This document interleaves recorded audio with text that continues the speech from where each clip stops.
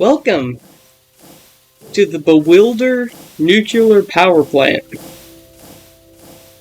I think you can figure out why it's called that. That was just a happy accident. But yeah, I spent a few hours putting this together. I wanted to show it off.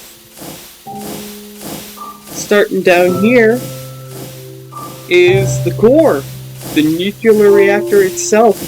These are the fission rods. It isn't really accurate to real life. There's no control rods or anything.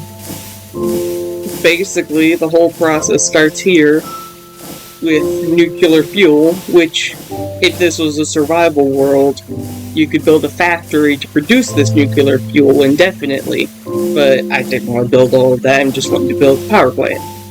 So I just have the infinite source right here. The nuclear fuel goes in here, and then these robotic arms put in the depots, which put in these hoppers, and the hoppers put them in the fuel rods. Then these fuel rods produce heat, which are taken by those heat siphons, and then these heat siphons pump that heat into these boilers underneath these steam tanks, and these steam engines pump that to produce rotation. And then the rotation powers most of the rest of the plant. There are the water pumps that feed the water into the boilers. They are powered by that rotation. In fact, if I were to... In here is an infinite supply of water that I have currently pumping into the things. There's also one inside of here, but that was an earlier one before I realized the scope of how much water I'd need. And here are some tanks and all that. Over here, we have some water wheels, which, ignore how fast they're going, I'll show that off in a bit. They are, it's to jumpstart the system if it ever gets shut down, if it ever stops moving, because it's self-powering. So this jumpstarts the pumps, which jumpstart the steam engines, which jumpstart the, going, like, the full power.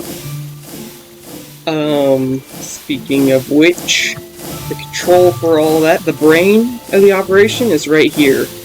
Down here we have speed, like, the monitors and stuff, and the comparators comparing, the speed to, like, a certain speed level and stuff. And whenever it's above a certain speed, then these clutches engage to disconnect and reconnect the different things, because you can see what the steam engines down here are going at that speed, which is connected here, but the rest of the thing, the actual power, is going this speed, and there's a speed controller inside of this block. I think you can kind of see it there. And then up here is the primary rotation output. And then this redstone right here is designed to make it to where if this is ever below its operating speed, which is max speed the game can allow, then it will engage this clutch, and then these will no longer be connected, so that it's not overstressing the engines, so that they can get back up to full power without any extra stress. And then these are the generator coils, magnets, and the carbon brushes, all that. That mod, and then the electricity generated from this generator gets sent into these wires and into the accumulators on the nose. But yeah, that's the entire function of it. Though I did want to show off its self-restarting feature. So this block right here is a brake. If I turn it on, it will grind the whole thing to a halt. Here it goes. So see, those disengaged, and then the wheels have stopped. Now if I turn this back on, the wheels will rotate their normal speed, powering the pumps. Then the pumps power the things, and then the engines get everything back up to full speed. And if you watched carefully, you'll see that the generators don't turn on until everything's back up to full speed. So slow turn, then full speed, and then they're off.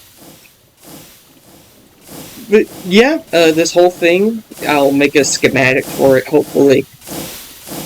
Entirely survival friendly, you just plop it in as your power plant, and then you feed it the nuclear fuel right here. And then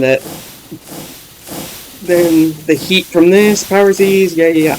And then you just take the electricity that's being stored here and take it to power whatever you need. Now there's one little thing that I haven't mentioned. I don't know if you've noticed it. Doesn't it seem a bit off the grid?